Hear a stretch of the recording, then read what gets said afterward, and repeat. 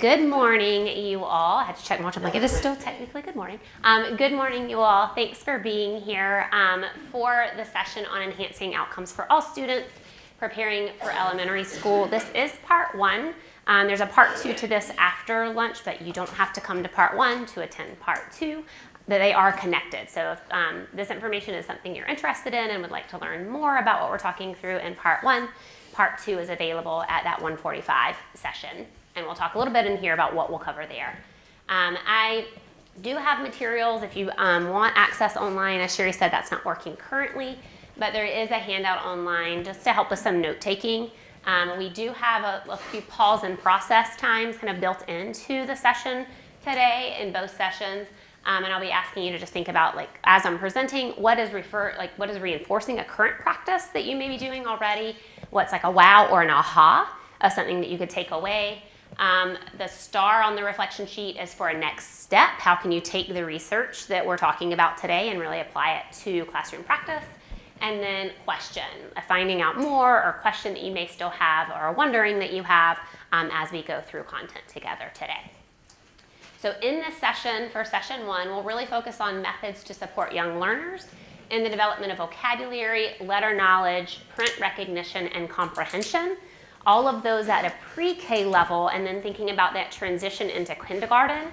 All of those are really high impact areas for kindergarten. So how can we do what we're doing in preschool and help with that transition into core and possibly intervention for students when they get into early grade school, into kindergarten? And a lot of these are very, very, very connected, which makes it really nice to help with that transition. They're not doing something completely separate in preschool and working on completely separate skills, but it really does transition into those early literacy grades in that K-5 setting.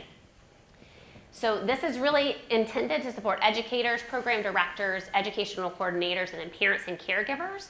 So before I tell you about me, I want to know a little bit about you. Do we have any educators in the room? Perfect. Any program directors? Are like, awesome. See a few hands there. Any educational coordinators or state supports teams that are helping with implementation? Great. And then any parents or caregivers? And some of you might be some of those things, right? You might be a teacher, an educator, and a parent caregiver. You may have kids of your own, and that counts as a parent or a caregiver. So I am Jess Searles. I work with Boston University. Did work with University of Oregon for a while, and I've now transferred to Boston University. As part of that work, I kind of have a foot in the research door, so I work with researchers in the university setting, but really my heart is in the classroom and with practitioners and teachers and educators. So I kind of have a foot in the research, like what are we learning from the research, what do we know from the research, and then the foot in the classroom door, let me go in and work with teachers and work with state educational agencies and work with students because they're really fun to work with, and get these things that we're learning about in research into practice where it really impacts students. Until that research makes it to those students, we haven't connected that loop. So how do we get that research into practice and make it really applicable in classroom settings, and in this case in preschool settings? We'll be going through today in both sessions What Work Clearinghouse resources. One of those, and this is the one that we'll be focusing on here, the research from What Works Clearinghouse is done by the Institute of Educational Sciences. You may hear me refer to IES or IES because I'm Southern and everything blends together.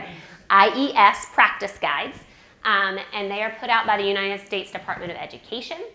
And really the purpose of those practice guides is to evaluate and summarize all kinds of research in the field of education and condense it to applicable practice. So what can we do, what can we take from that research and apply it to our classroom practices? And really the why behind that is to provide educators, you all, who are working in an education setting with research-based information to use with students in your classrooms. The one we're going to focus in, I think there's like 23 or 25 of these now at this point. The one we're going to hone in on was published in August 2022. And it is titled Preparing Young Children for School. So it takes all kinds of research done between 2005 and 2020 and looks at lots of research, high impact research done with high quality, high standards, And then the one for this one, they've taken 47 studies out of that 2005 to 2020 that meets very high standards for research to come together with 7 recommendations in a practice guide for research to practice. And these in this guide are really targeting that 3 to 5 age range. So out of all the research that we have conducted through all of that time, IAS has taken it down so you don't have to read all of those design standards and read it from a research lens and kind of have that academia setting, taking that and taking it into those 7 recommendations. And there is a panel for each of these practice guides, so that's listed there on that right-hand side of the screen. Recommendations for the practice guide for this particular, for preparing young children for school, there are 7, as I mentioned before. We are going to focus on 5, 6, and 7 of those 7. So 5, 6, and 7 really focus in on language instruction, language development for students. The afternoon session, that's the part 2, will focus on 1 and 2, really looking at social emotional learning and cognitive executive functioning. So those 2, 1 and 2, will be covered in that part 2 session. So 5 overarching themes to all of the information in this practice guide is the importance of these kind of 5 big ideas: intentional instruction, interaction and conversation, lessons building sequentially, so simple to more complex, they build on one another in a systematic way, scheduling time for intentional learning, and recognizing everyone's backgrounds and experiences. And as we're thinking about transitioning pre-K to K, this isn't that much different than kindergarten, right? Focusing on intentional instruction, interaction, conversation, building things in a systematic way, scheduling time for intentional learning. All of those pieces are part of the kindergarten classroom too, or should be in theory. So really thinking about transitioning between those 2 settings. They're really quite similar in the themes there. Recommendation 5 is the one we're going to unpack first. And the recommendation 5 is to intentionally plan activities that build children's vocabulary and language. So then it gives you action steps. How do we do those things in really concrete ways? So step 1, or action step 1, is to choose 3 to 5 unique words to focus on a week. 2 is to introduce words and their meanings. 3 is to choose activities and materials that will offer children opportunities to practice, OTR, opportunities to respond. How can we get students engaging and talking, having dialogue with one another and interacting with the content? And then 4 is to engage in interactive conversations with children to reinforce or solidify understanding of those vocabulary words. So in this section, we're really going to hone in on 1 and 2. We don't have enough time to unpack all the action steps in just an hour and 15 minutes, but we will look closely at 1 and 2. The practice guide, if you refer to that resource, you can look in it and it gives you all kinds of descriptors, background knowledge, ideas for all of these action steps. So we'll just unpack these first 2 here. The first one is how to step 1. So thinking about vocabulary and language, really choosing those 3 to 5 unique words for students per week. At first, choosing words that are easy to show in pictures or demonstrate or act out. So as we're thinking about building students' vocabulary, start easy, right? Simple to complex. So we could think about spatial prepositions, that I'm over something, I'm under something, I'm beside something. We can act those things out. We can have students stand beside their desk or beside their toys, or going under something in the classroom or on the playground. So thinking about spatial prepositions being really easy to act out and demonstrate. Concrete nouns, so those things that we can see, we can touch, things that we are people and places and things that are very concrete. And then verbs, really easy to act out, right? They're action words. So jumping, hopping, skipping, galloping, all of those things that we can act out and demonstrate, and kids love doing. They already do it, so let's put kind of vocabulary with those activities students already enjoy doing for those verbs.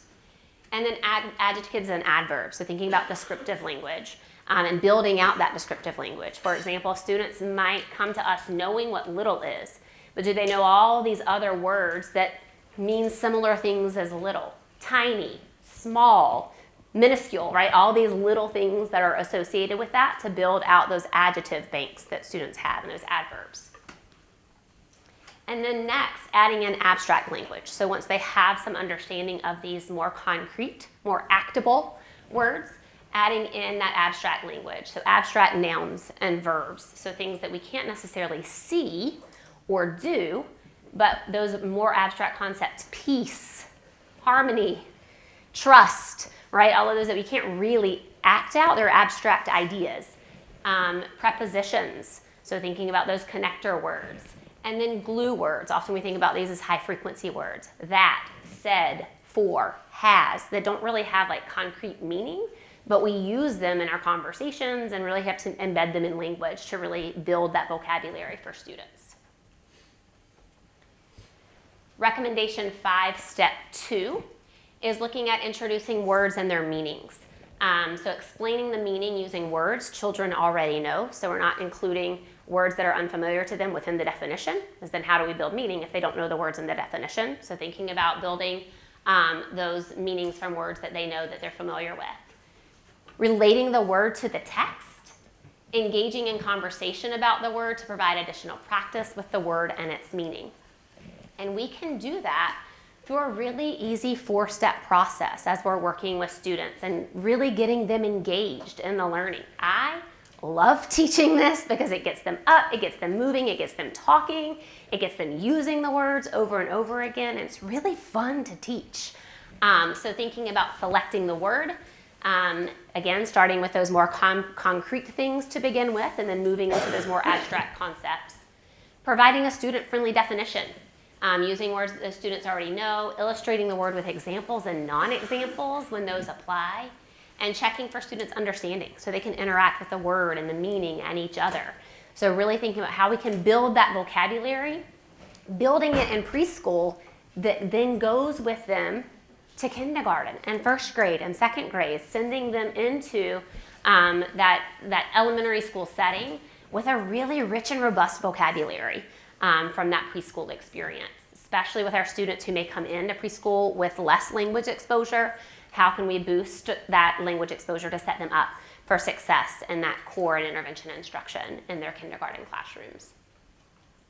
So this is just one example of that. So I'll take you through a word. Maybe you don't know what this word means. It's a little bit more than just big, right? So if I have enormous, enormous means very, very big. The word is what, everyone? Enormous. Yeah, and it means very, very big. What does it mean, everyone? Very, very big. Yeah, let's take a look at some things that are enormous and not enormous. This tree is enormous. The car can drive through it. The tree is enormous. What is it, everyone? Enormous. It is very, very big. What is the tree? Very, very big, right? Oh, I have something that's not enormous. This little tree is getting planted. It is not enormous. It's really low to the ground. The person can hold it in their hands. It's not enormous. It is very small. The word is enormous. What is it, everyone? Enormous. Yeah, and it means very, very big. And as your preschool students, you have some that are really, really animated. So they'll get really into the very, very big piece, right? Getting that action in there. And then a couple more examples. He made a boat with an enormous pumpkin. Enormous means what, everyone?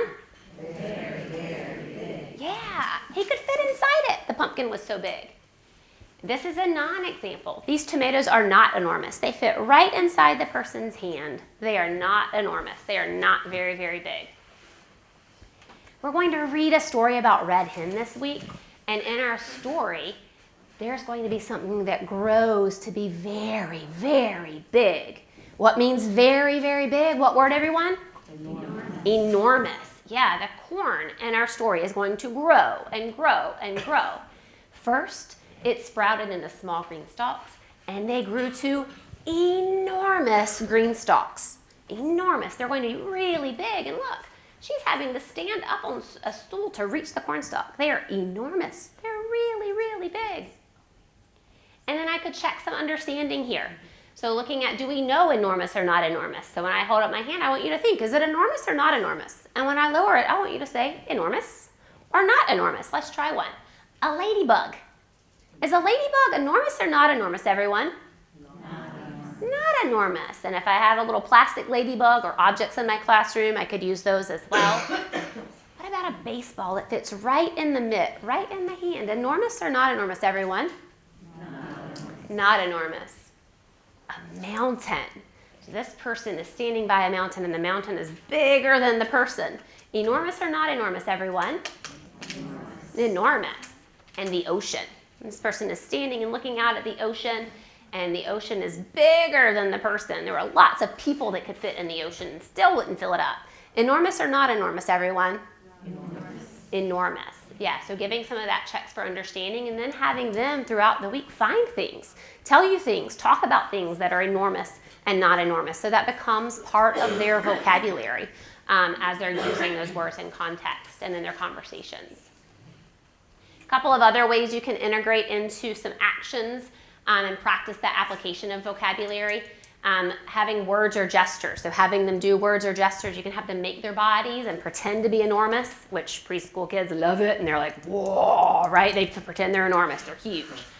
So having them pretend they're enormous. Looking at synonyms and thinking about examples of things that are enormous. So an enormous, an elephant is enormous, an ant is not enormous. And having them talk with one another. What can you think of? What animals are enormous?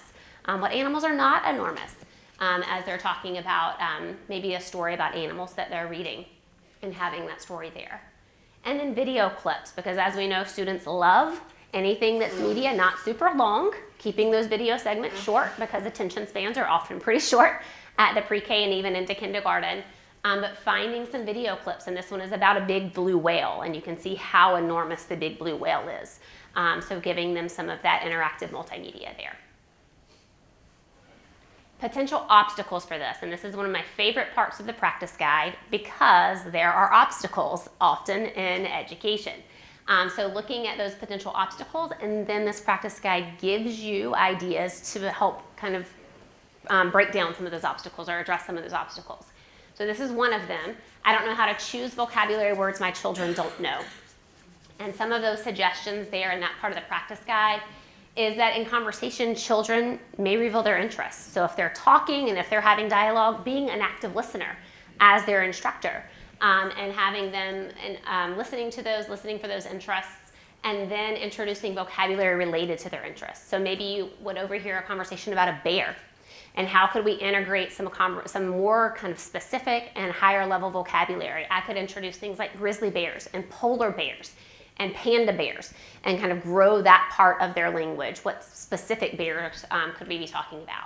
Or I could think about what bears do. They roar, they charge, they hibernate, and start talking about some of that more rich kind of academic language there. Or maybe they're talking about tigers. Lots of kids love like big cats. So I could start thinking about, we can talk about jaguars and panthers and leopards and all of those different big cats. And then what those big cats do, they growl, they sprint, they leap, which then gets into more vocabulary. They do run, but there's these other things they do too, right? So building out that vocabulary there with those more specific adjectives and adverbs about those animals. Thinking of synonyms that are related to their topics of interest. Introducing and discussing abstract words like kindness, memory, and option. They're not concrete, so they require a little bit more context around them. And then reinforcing what children already know. So words become part of their vocabulary. And we know that as we have students who are not in homes that maybe use a lot of language, we are having students enter kindergarten oftentimes with quite a large language gap. So, and that often results in needing intervention in kindergarten. So what can we do in that preschool setting to really build and help close and build some of that deeper, richer vocabulary for those students before they enter kindergarten? Pause and process. So I'm going to let you just have a couple minutes here. Make any notes from recommendation 5. Think about what your wow is, your aha, any area of new learning from item 5, and then maybe a question or wondering that you still have there, and then we'll jump into our next recommendation. So I'll just give you a minute or two, think about it, process.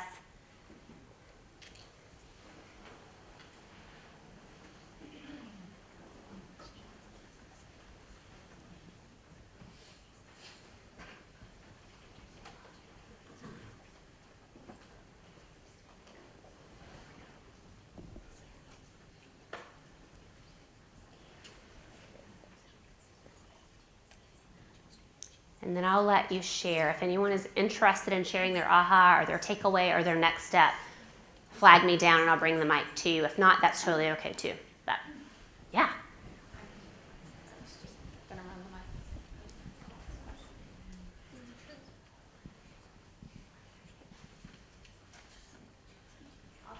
All right, sounds good. All right, let's move on to the next one. Recommendation 6, building children's knowledge of letters and sounds, how to carry out the recommendation. So again, initially focusing on listening for sounds and words, intentionally introducing a new letter and its sound, using materials and activities that allow children to practice identifying letters and their corresponding sounds, and including print throughout the classroom to provide additional opportunities to discuss those letters and sounds. Again, thinking about pre-K to kinder connection and really beyond kindergarten. When we get into core instruction in kindergarten and even into first grade and second grade and intervention supports for students as they're entering that grade school elementary setting, often these are the focus areas of that core instruction and intervention if it's a solid core program and intervention support for students at that level.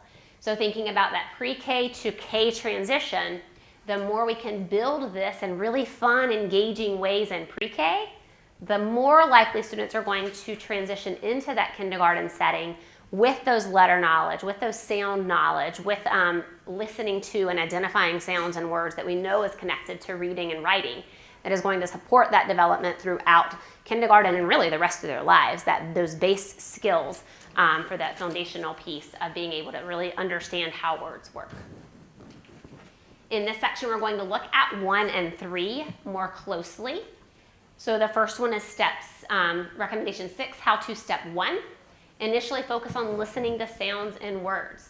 So printing out words made up of sounds, pointing out that we have all these words within, and within those words are sounds. Explaining that some words begin with the same sound or end with the same sound. Thinking about first sound, last sound, rhyming words when they share that blended sound at the end. And then telling children to listen for the sounds and words, helping them become more aware of the sounds that they hear in words, and having conversations about the sounds that they hear. One resource for this, if you don't have a program that does this already in your classroom, or if you do, you could kind of align what you're doing in your school system, like in your pre-K setting, or those of you that are supporting pre-K spots as far as more of a leadership standpoint. Thinking about activities and how we can get activities that give students opportunities to interact with the sounds and words. One resource for that is the Florida Center for Reading Research. They're all free resources, and there's activities that go along with them. Again, if you're using a program, aligning some of these activities with the program you're already using would be a great way to support what you're already doing in your buildings or in your pre-K settings. And then some of them have videos to go along with them. So I'll just play this one really, just a little quick clip of it. And they're all, again, free on YouTube for you to watch. So I'll let you check this one out real quick for how they're looking at those sounds and words. Okay, buddy. We are going to do rhyming words, okay? So we're going to draw a card from the stack, and we're going to see if it matches one of our pictures, if it rhymes, okay? What's a rhyming word, Lukey? Do you remember?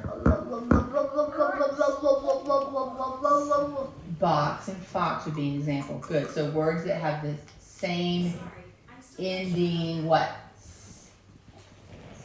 Sound. They sound the same in the end of the word, okay? All right, Kai, you want to go first? Yeah. Okay, draw a picture. Okay. What's that? Yeah.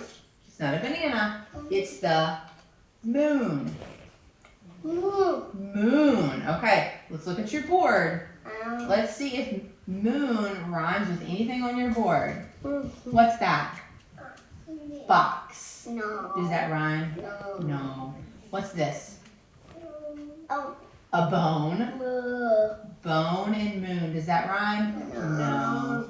What about this? What's that? Moon. A spoon. Good job. And moon. Spoon and moon. How did those rhyme? Mommy. Yeah. Okay. That's a pie. Okay. Okay. You wait. It's going to be Luke's turn, okay? Turn taking, right? All right, Executive functioning. You want to draw one? Oh, you got two. Okay. What's that? A book. Book. Hmm? Book and hook. Book and hook. That's right. Mommy, Hey, Ron. give me a book. Give you a hard one? Okay, Mama. put that down first. Mommy, Yeah, buddy. So you can see that rhyming piece, right? And they're looking at their pictures, they're rhyming it. It's not print, but they're aware of sounds and words. And that's a home activity. Could be used at home, could be used at a pre-K setting. And if it's used in both, then what's used at home is reinforcing what's being done in pre-K setting. Pre-K setting is reinforcing what's being done at home. So a lot of those activities, there's an at-home section on FCRR's website that has these being used by caregivers in the homes. So as they're using activities with students in your pre-K settings, and even kind of again going back into that kindergarten through grade school setting, anything that we can do and provide with parents with resources, information, and help with that homeschool connection goes a really long way for building students' understanding of concepts that we're teaching. So a really great resource there for at-home activities and really thinking about that alignment, not only with pre-K and what's going to be transitioning them into kindergarten and elementary school, but how can we align what's going on at home and what's going on at school for that additional support there as well. Recommendation 6 is building children's knowledge of letters and sounds. So using materials and activities that allow children practice identifying letters and their corresponding sounds. So the last activity, really thinking about sounds and words but not connecting to print. Now connecting some of those concepts to print. Providing multiple and repeated exposures to letters and the sounds that they make. Choosing whole group and small group activities to use throughout the week. Getting them used to that structure, because when they go into kindergarten, grade, elementary setting, they're going to have whole group and likely some small group too. So getting them used to not only the content, but also the setting and the function that they're going to encounter in elementary school. And then reviewing previously learned letters. Games are a really fun way to do this. So this next one is a game. It's another at-home activity. So I'll play you a little sample of this one too. And they're doing dominoes. So there's letters, there's the first letter and then a picture, and they're matching those first letters and the sounds of the first sound in the picture. Again, connecting letters to the sounds that those letters represent. Really abstract concept that this random symbol, 26 of them, stands for this other sound that I hear in a word. So helping them through games make that connection from the sounds and the symbols that those sounds represent. Here you go. Each of you have your cards, and I've been giving you each an equal number amount of cards. I think you have 6 or 7 dominoes. I have okay. So what you have to do is we're going to start with the first one because it says start. Right. And there's a picture on the other side. What is that a picture of? Lamp. A lamp, right? What's the first sound you hear in lamp? L. Can you do the sound? Okay. Because the L sound, you can sing it. You can keep singing as long as you hold your breath. Right? What letter makes that sound? L. L. So now look in your card and your dominoes and see who has an L. U. I do. So now I get to put my domino down. Okay. So what's the next picture? A hammer. A hammer. What's the first sound you hear in hammer? Right. You can't sing. You just gotta stop. So what letter makes that sound? What letter? H. Okay, let's find the H. Who has an H? Jaden! Very good. You get to put the domino down. All right, now what's this one? Zebra. Zebra. What's the first sound you hear in zebra? Tell me. Z, z, z, z, z. Like a bee. Yeah, you can sing it. What letter makes that sound? Z. Z. Oh, Dad's got a Z. All right. What's the next picture? I know, Tyson, you got to get An one. umbrella. An umbrella. What's the first sound of an umbrella? U. What sound does it make? Oh, very good. So then they keep going, right? And a lot of practice. So going back to what we were saying at the beginning, multiple opportunities for students to practice these things. Again, that home-school connection. Something that students could do in pairs after it was modeled and practiced as kind of a more whole group activity in a pre-K setting, but then something students could do in a partner or a triad group where they're practicing those letters, practicing the names of the letters and the sounds that those letters make, and reinforcing those concepts that students are learning to match those symbols to the sounds. Potential obstacle around recommendation 6 is you may not know what letters or sounds to teach, when to move on or when to backtrack and spend more time on a letter or a sound. So if we're not quite sure what letters to really focus on, a couple of things and recommendations around this obstacle is to spend a couple of minutes interacting with each child to identify what they know already and what they need more time to learn. And then making notes of what letters and sounds do they know, what letters of sounds do they not know. They may be more familiar with the first letter of their name or the first letter in their friends' names or people in their family, but they may be less familiar with the letters they don't ever really encounter or see. So thinking about that, how their experience might lend itself to which letters might they be more familiar with and which of those that they may not be as familiar with. And then since letter knowledge likely varies, group students with similar levels of letter knowledge for small group work. So we can do some things in whole group, but then how can I group my students very similarly in that smaller group setting and focus more intently on specific letters during that small group time. Recommendation 6, pause and process here.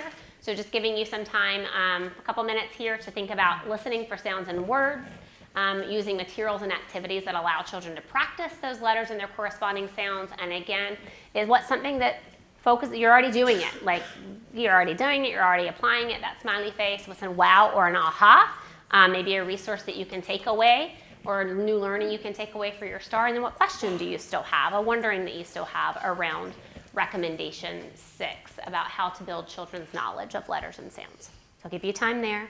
Nicole's got the mic if anyone wants to share an aha or a wondering or a question you have around recommendation 6.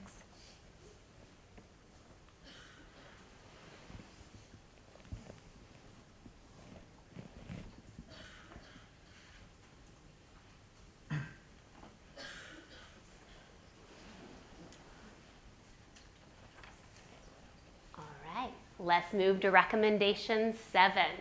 So looking at recommendation 7, using shared book reading to develop students' knowledge or children's knowledge of language and print features and knowledge of the world. So how can we use books in our classrooms and really get students shared? Often I find in kindergarten settings all the way up through the elementary grades and even in pre-K settings, we're really good at reading books to students, but not involving them in that process of really using the vocabulary and having conversations and discussions with their peers about the book that we're reading. So thinking about shared book reading being shared.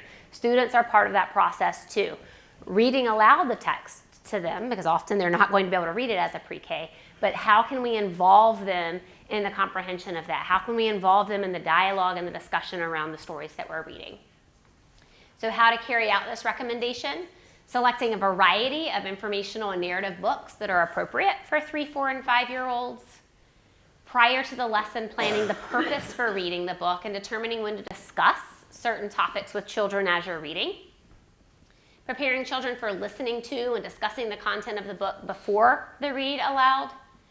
Engaging in conversations with children while you're reading the book. So again, that shared piece of things where they're engaging with the text as you're reading it to them. And then aligning literacy activities with the focus of the shared book reading. So the activities that go on in the classroom, how can we relate them and kind of make it a theme of learning in the classroom? So thinking about how we can tie their small group activities and their independent things that they're doing along and the games that they're playing, how can we loop all of that together so there's alignment in what's going on for literacy in the classroom. This recommendation will really focus on 2 and 4 here. So recommendation 7, how to step 2, is that planning the purpose for reading. So thinking about as you're looking and selecting stories that are appropriate for 3, 4, and 5-year-olds, planning a different focus for each time a book is read. You can read a book more than once and do something different with it each time you read it. And this is a concept we talk a lot about too in kinder, 1st, and 2nd grade. You may be reading the book for one purpose one day and then reading it for a different purpose the next day. So it's giving students multiple opportunities to engage at a deeper level in a different way each time you read the book to really build that deep understanding around the content that you're reading. Planning when to pause to discuss vocabulary and print features and questions and prompts that are related to the text. Using sticky notes to mark pause points. So planning it out and knowing exactly where you're going to stop and talk about the text. And ensuring that those pause points are spaced out enough so it doesn't interfere with the meaning. So we're not going to pause after every 2 sentences because then we've lost the meaning of that text. But how can we strategically integrate those pause points to give students time to talk about what we've read and to really share in that reading experience? So this is out of the practice guide. Looking at time 1, time 2, and time 3 is this top 3 reading of the same book, and then the bottom was 4 reading of the same book. So I'll start with the top one here. Time 1 is to read the entire book. So students are kind of hearing the whole story, getting exposed to the text and kind of the storyline if it's a narrative text. Time 2, I would then put in my pause points. Spend some time discussing vocabulary, maybe the letters in the text that we're learning about in the classroom or they have on their dominoes that they're working on. Any interesting parts of the print. So thinking about their table of contents if we're reading an informational text and talking about what that text feature is and how it helps me. Or if I have pictures and captions, how can I use those and interact with those to help me understand the story. And then the third time, reviewing some letters and vocabulary and having students engage in a conversation or an activity based on that book. So at that point, they would have had time to read the book, kind of get the gist, the lay of the land in reading 1. Time 2 would get them really exposed to vocabulary, using that vocabulary, talking about the features of the story or the text. And time 3, they're really getting to engage in that conversation and maybe a deeper understanding of an activity that's related to that book. And then the next one, the bottom one, is 4. So it still looks at vocabulary, it still looks at features of the text, and having students do retells and engaging in conversations and dialogue about the book. This is one strategy of planning pause points. I joke that my entire life is a sticky note. It's like a big pile of sticky notes. I love sticky notes. So using sticky notes as your pause point, so you don't have to actually write in the book or make any marks in your books, but you can use sticky notes to kind of make places and pause points in your book. So this right here is one example of how you can pair up students for partner sharing. So you have students who are blue partners and students who are yellow, and they're engaging with each other as we're reading the book. So I have some students in blue and they can turn around and talk to their yellow partner about something, a pause point that I've made in my book, and they know who their partners are, and we've talked about, again, thinking about how to have healthy conversations and interact with one another. So getting at some of those social emotional skills too as we're talking and turn taking. And then looking at where am I going to pause in my book. So going through my book, planning through my book ahead of time, and marking with sticky notes. So an orange sticky note would be a teacher prompt. The author wrote this story to entertain us. Let's read it and identify the different parts to help us understand the story. So those orange sticky notes in my book are going to be things that I'm saying as the teacher to help move that conversation and dialogue about the book. Pink responses or coral responses. So how can I get all of you interacting at the same time? For example, I might ask you who the character is or what the setting of the story is. Where is this story happening? Or a meaning of a vocabulary word. So maybe our story is about enormous animals, and enormous was our vocabulary word. So when I read that page about the enormous blue whale who swims in the ocean, I say, oh, enormous. We learned enormous. What did enormous mean, everyone? Very, very big. Look, you learned it, right? So after all of that repetitive nature and all your pictures and your non-examples, and I say, oh, we even acted enormous. Everyone show me enormous. And they all make their bodies really enormous, right? So pulling into how can we get everyone responding, and in a fun, engaging way, have them interact with that text. And then your blue partner and your yellow partner can be used when those answers are a little bit more discussion-based. They're not as much as like, oh, what's the meaning of the word, right? That's pretty straightforward because we'd all learned that vocabulary word. But something more abstract like what happened first in the story. That's really tough for some students, and they may need some support and some guidance around what happens first. But I could pause at that point in the story and say, oh, we just read the first thing that happened in the story. Blue partner. I want you to tell the person behind you or beside you, however I've got them partnered up, what is the first thing, what did we just read about happened in the story? And have them talk about what happened in the story. And then as I move a little bit farther in the story, I've got another pause point with my sticky note, and it's going to be for the yellow one. And the yellow person is going to think about what happens next. So I could pause my story and say, oh, we just read the next thing that happens. Yellow partner, talk to the person in front of you or talk to the person beside you. What was the next thing that happened? And have them talk with one another about what happened next in the story. And then we can review it. Oh, we learned about what happened first in the story, and now we're learning what happened next in the story. And getting them talking about and engaging in that discussion. Sometimes students might remember what happened incorrectly. So a great spot to like pause and say, oh, I'm not sure if I remember it happening that way. And rereading that page or that portion of the story and providing some clarification. Really, really nice transition into kindergarten and grades beyond, because those of you that have experience with 3rd, 4th, 5th grade students, what is an expectation on state testing? To reference the text. Reference the text, reference the text. So thinking back and kind of back mapping, how do I get my 3rd, 4th, and 5th graders referencing the text? By doing some of that in a really engaging, meaningful way in pre-K. If I don't remember what happened in the text, let me go back in the text. Let's read this together again and see if we can figure out what happened in the text. And then that transfers into kindergarten and then in 1st grade and gets more sophisticated as they go through 3, 4, and 5 and beyond. So how can we start setting some of those things up at the pre-K level to help with that fluent transition, get students ready and started and really understanding and being able to discuss the texts at a really deep level starting in pre-K. Yeah. Just out of curiosity, does it keep their attention because it's so interactive? Because I'm thinking of my kids that can't sit for more than 5 minutes for story time. Do they stay engaged? Yes. So the question was, do they stay engaged if they're in there for more for your story read? How do you keep them engaged? You wouldn't necessarily do the whole story at the same time, right? So thinking about that being a pause point. And if you see, and kind of getting a read on your students, like if they're starting to, get a little wiggly after 5 or 10 minutes, say, oh, let me put my bookmark in this story and I'm going to pause here and we can come back to it later. So maybe you just read the beginning and you're noticing like on your carpet, we're not going to get to the middle and the end right now without like everything kind of falling apart. Pause point it, say, oh, we're going to pause this and we're going to come back to this. And then we could read, oh, remember yesterday we read, or 2 hours ago, earlier today, we read what happened in the beginning. We've got a little more time to read now. Let's see if it happened in the middle. And then kind of read that part of it too. Yeah, great question. Yep. 10 to 15 minutes is probably going to be about max for what you have them sitting and able to take in and do. Yep, great question. I see another hand. Someone felt like I did. I had a similar problem, and I okay. Pretty loud voice anyway. But I started making the books interactive.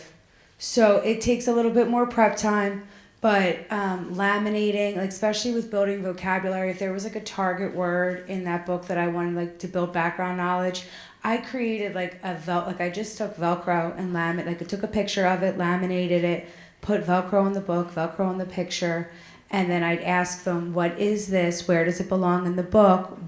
How did you connect it to the book? You know what I mean? Is it a character? Is it something that the character's doing or describe?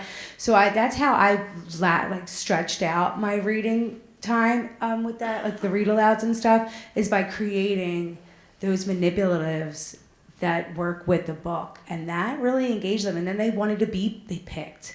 So, you know what I mean? So it created, I can only pick, a student that's following whatever, so then they're all sitting there waiting like, what's going to come next? And then I changed it. And I didn't do it like, you read a lot throughout the day, but you don't, so I didn't do it to every single book, you know what I mean? But I usually read the same book over the week. So it was like a reread, you know what I mean? Like you go through that. So that's just an idea. It worked. Yeah. It's a great idea. Yeah, thanks for sharing. Yeah. Yeah. And then that multiple read thing too, like being able to like break it apart and let's come back to it. Let's pick it back up and pick back up. And we do that as adults, right? Like when we think about when we're reading, as an adult reader, I don't read a whole book in a whole setting. And my books are bigger, right? Because they're now chapter books and like they're larger. But it's a very life skillsy thing to do. It's like, I'm kind of tired of this. Or honestly, I'm like laying in bed and my eyes are like, closing. Put the bookmark, and they're kind of doing that on the carpet, right? They might not be closing their eyes and going to sleep, but they're getting a little fidgety and wiggly. So I know as an adult, self-regulating, bookmark in, I can pick it up later. Again, how can we teach them that pre-K and K, it's not to not read, but how can we pause and let's step away from this, let's take a break, and we can always come back to it. Yeah, great question. Yeah. Is there a video on the website is there a video on the website, or do you have one yourself of how you partner them to be talking buddies during the read aloud? And I'm also thinking whether or not there is recommendations for when you have 5 different languages in your classrooms, and how you pair those children to be talking buddies. Yeah, great question. The practice guide does have some videos. I don't know of one that's exactly like that. There is a practice guide video that it's kind of, they're going through IES, and the actual panelists that wrote the practice guide are taking you through the recommendations.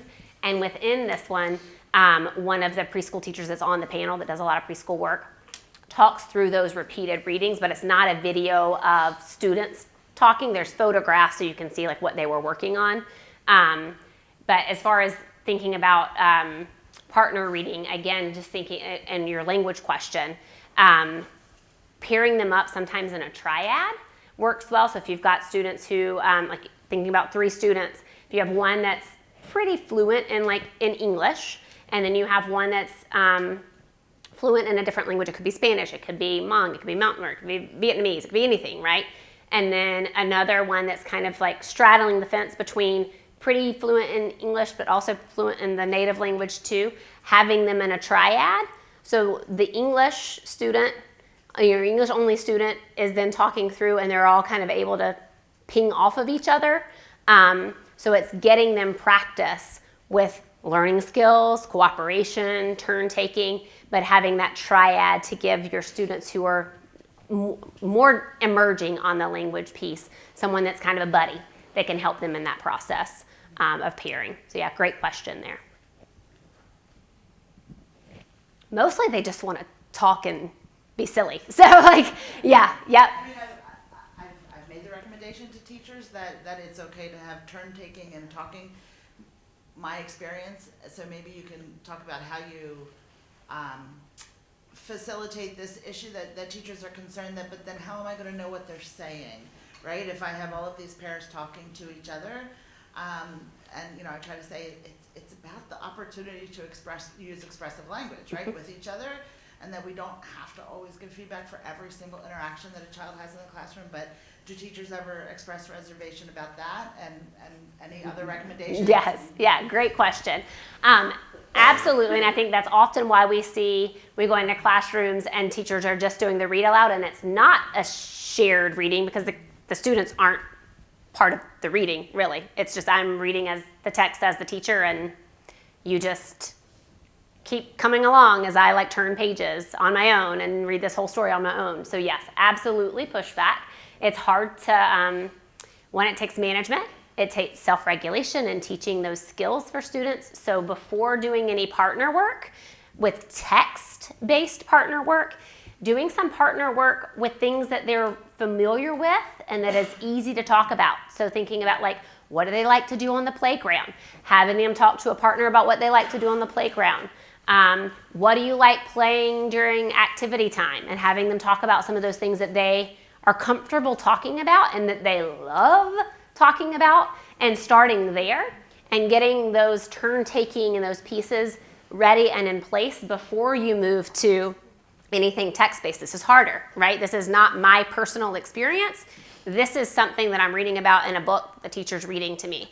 So after they've got that more, again, simple to complex, build those simple topics, conversations, get them familiar with that, and then move into your more text-based. So you've got your routines, and they know the role, they know how it works, they know how that routine runs.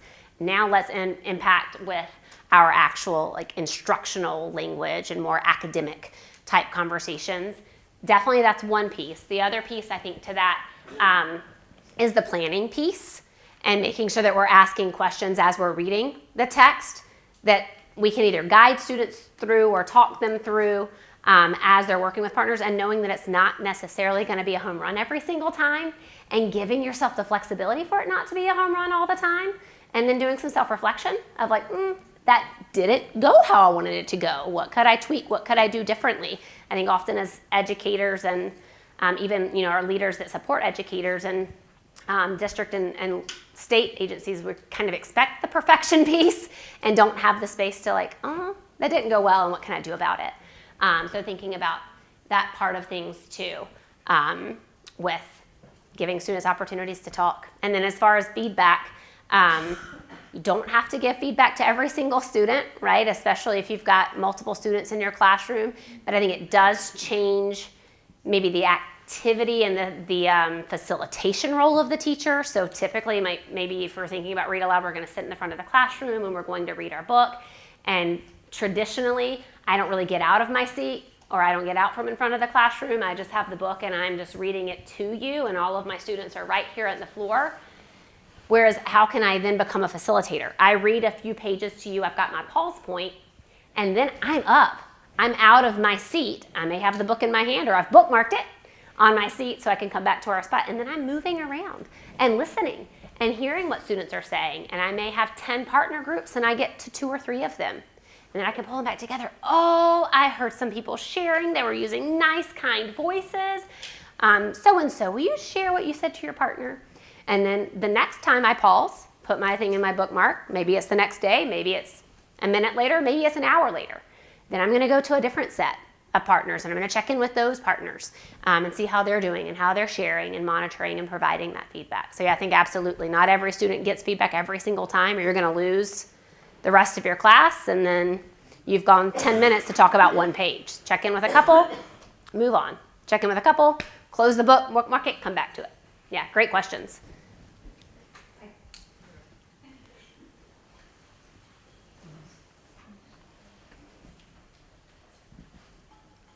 It was like going back to when I was a preschool teacher. We used to practice. So I didn't do all of this all at once. Like, we built it up. So I broke it up at my circle time, and we practiced turning and talking to our neighbor. Tell me about your weekend. And it would get loud, and we would give them cues. And then we, take a moment. Mm-hmm. I would put pauses every once in a while in my book. And then as the year grew, we would add those pauses. The kids started picking up on my sticky notes. So they were like, we need to be talking right now. So we had to change that part up a little.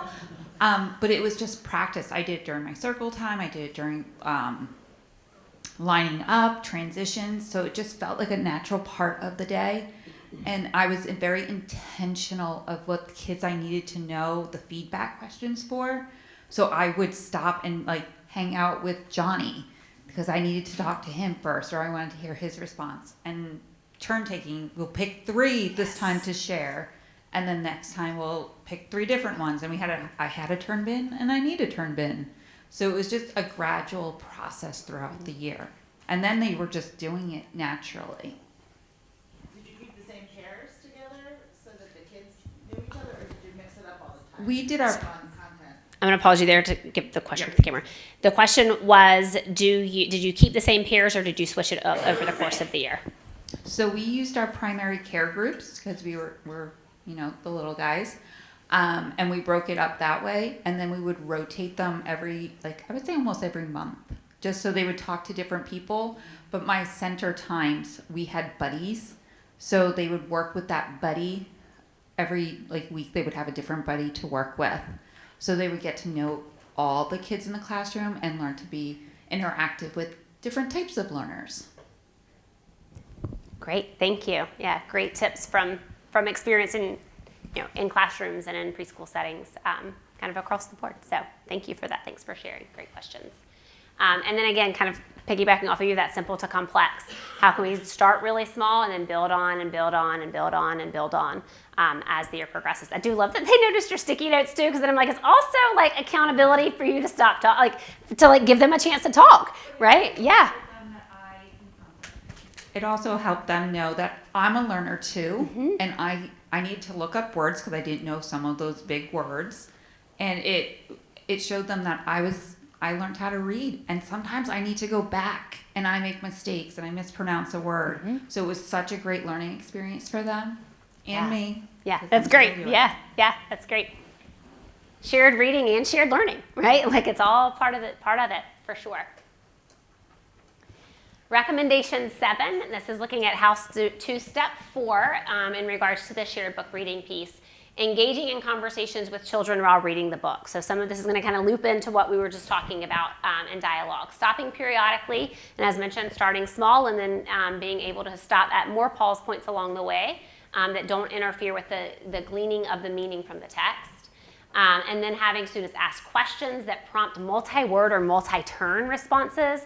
So students could start with a partner and like one takes a turn and the other takes a turn, but then maybe the first one gives a turn back, right? So that multiple engagement and being able to really have dialogue back and forth and modeling that and practicing what that would look like in a healthy, constructive way. Again, turn taking, getting into some of those executive function, social, emotional pieces of things. So thinking about those multi-turn responses, modeling it, practicing, pulling up a couple students in the front and having them engage in that interaction so students are able to see that happening with their classmates. Asking children to justify their answer. So again, going back and forth like, oh, why did you think that? Why did you say that that character was angry? What made you think that character was angry? Tell your partner, why did you think that person was angry in our story, and having them talk through those things. Demonstrating how to use the text to find the answer, and that's what we were talking about. I'm not sure if it happened quite like that. Let's reread. Let's go back to the text and see if we can figure that out. If you notice they're getting a little squirrely, be like, we're going to come back to that after our lunch break, right? And go back to that text and kind of clarify some of that meaning and some of what was happening in the text. And then asking questions that build in complexity. So starting with things that are, again, smaller, easier to answer, and building into some of those more complex inferential tasks as the year progresses and they get more comfortable with those questioning stems. So thinking about questions that are pretty easy, looking at what happened when they woke up. So being able to just, those very like concrete answers from the text. And then moving into ones that are making connections between the pictures and the parts of the book. So thinking about how are those things interacting together to glean meaning. And then the last one, and the more complex questions around connecting what children know to what happened in the book. And that's getting at some inferential stuff. It's pretty tricky. It's tricky for our kindergarten first. It's tricky for our fifth graders. So it's definitely tricky for pre-K, but getting them just started with that and kind of being practicing with that. Again, they don't have to like master it and nail it the first time that you do it, but giving them some exposure to that. How do you think it would feel if they won the prize? Connecting to how they feel and their feelings and their emotions. And then some information, thinking about language learning.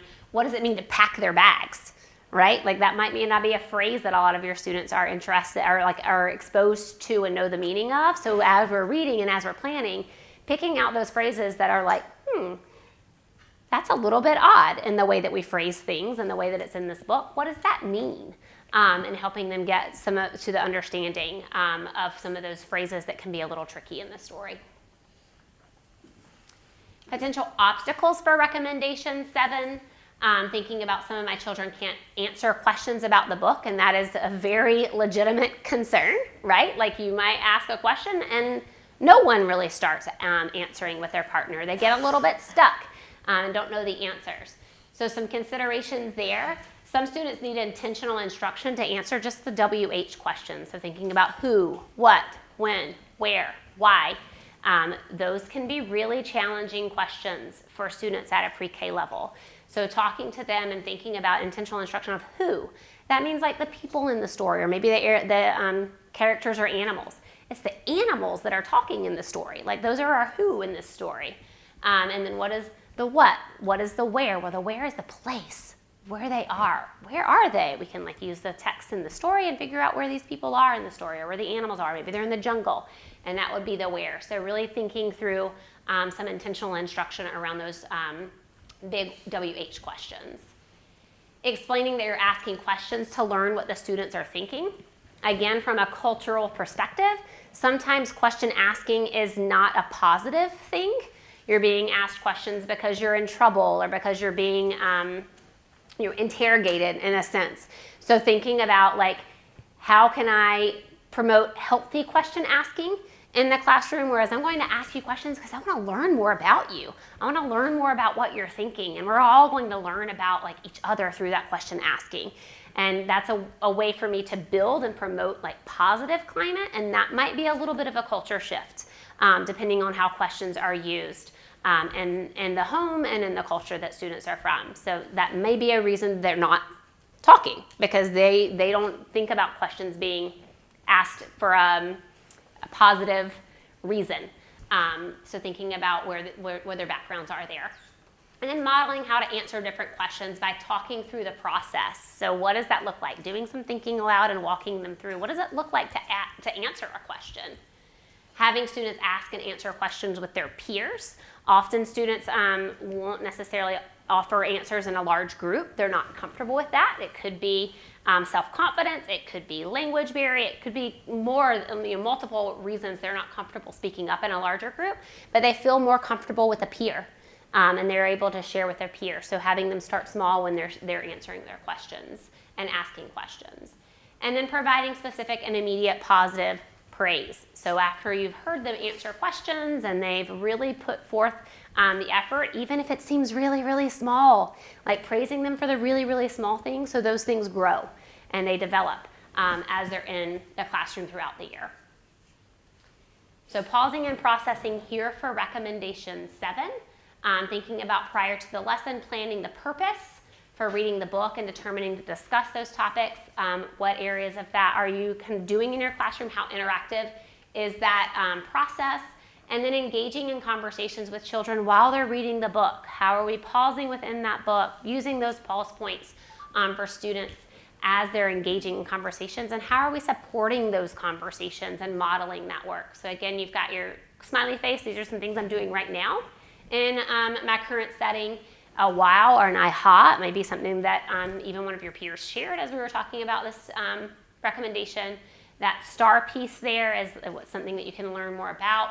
And then a question or a wondering that you still have around recommendation 7. So we'll pause there. Again, we've got the mic. So if you would like to share an aha or share something that you're doing around this, we're all learners. So having an opportunity to share, I'll open that up to you, and we'll pause here for just a minute or two.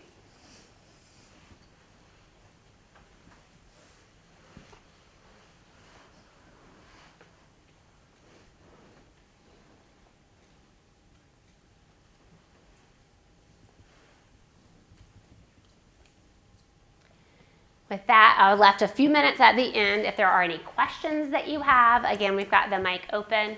But thank you for being here in case you are ducking out. But I will stay around for questions if we have questions that you want to ask collectively. I'll turn you over to Sherry as well.